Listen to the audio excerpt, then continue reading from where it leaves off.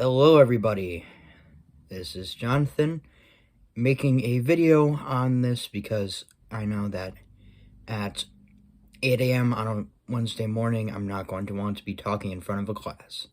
Anyways, for our class expert projects, I chose to do my project on the assault on Austerlitz Fortress, also known as the Attack of the Dead Men.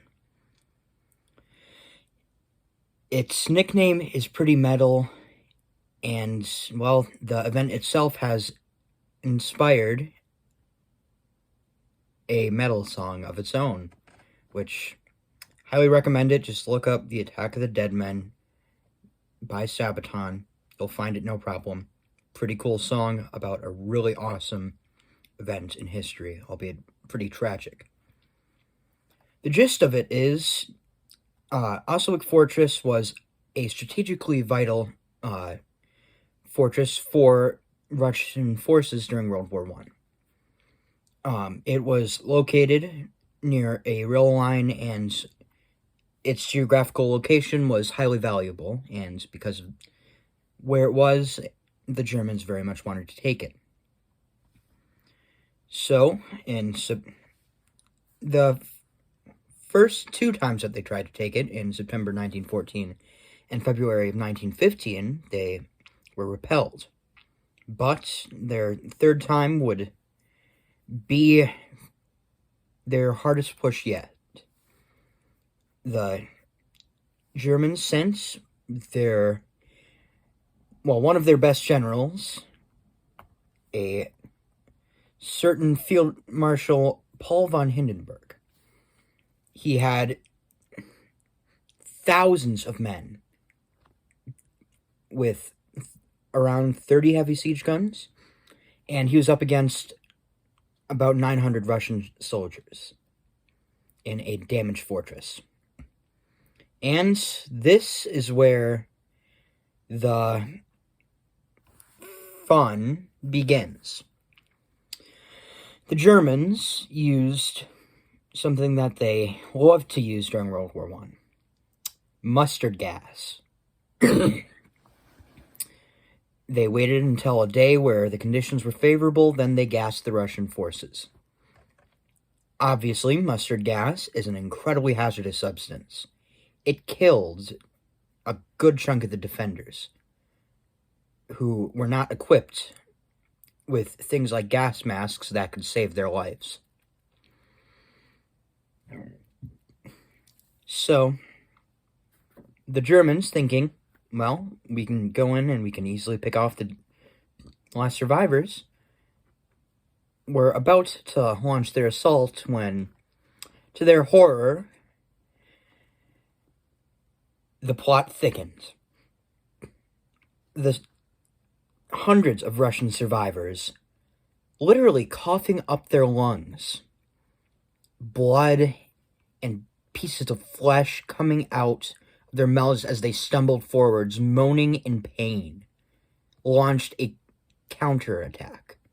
They countercharged the German lines. Obviously, it's bad enough when you have a bunch of enemy soldiers running at you, but when they're looking like zombies because their flesh is melting and they're coughing up their own internal tissue and blood, it gets even more terrifying. Imagine a bunch of zombie Russian soldiers charging at you after you had just used an incredibly deadly gas against them. This, obviously, was not very good for German morale, and, to put it simply, it ended up backfiring.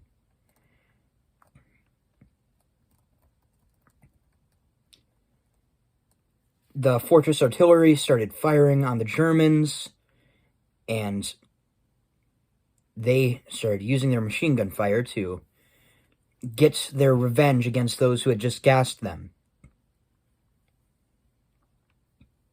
Around 100 survivors is all there was, and they came stumbling out of their dugouts, bayonets attached, slowly advancing towards the Germans.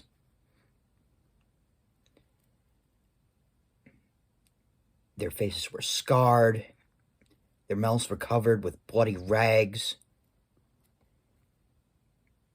They were wheezing and gasping for air with their lungs, which had been utterly decimated by the gas.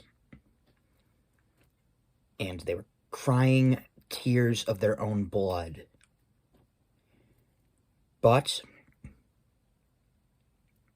despite the fact that they should have been dead, by all means, they marched onwards, relentlessly, viciously, unwilling to allow the crimes that the Germans had committed against them to go unpunished.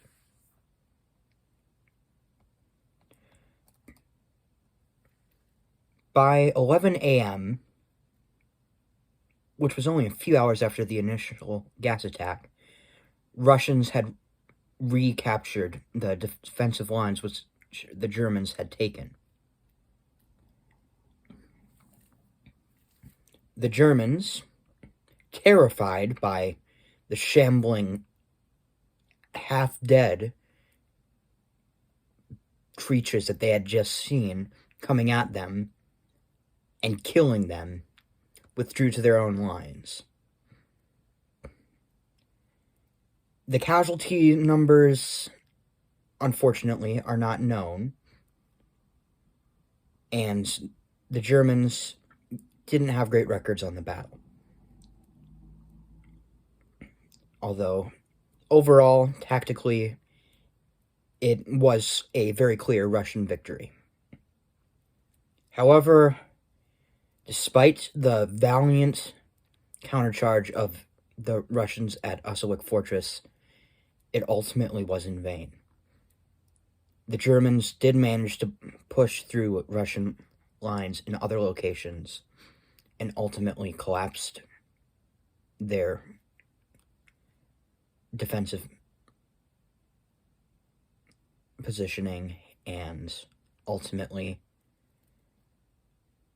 they lost Poland and Austerlitz Fortress soon after.